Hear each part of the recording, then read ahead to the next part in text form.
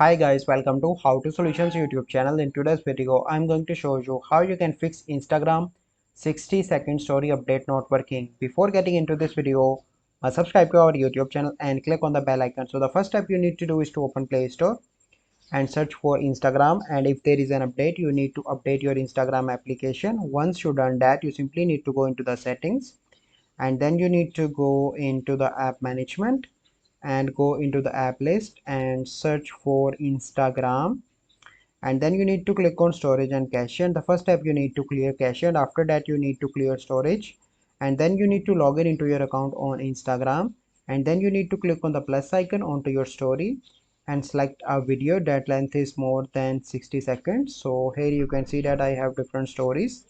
So let me select a story that length is more than 1 minute long, as you can see that, and then you need to click on next and you can share that story. So this is a process by which you can fix 60-second video upload problem onto your Instagram story. I hope you find this video helpful. If you find this video helpful, must like this video, subscribe to our YouTube channel for future videos. We'll see you in the next video. Thank you, have a good day.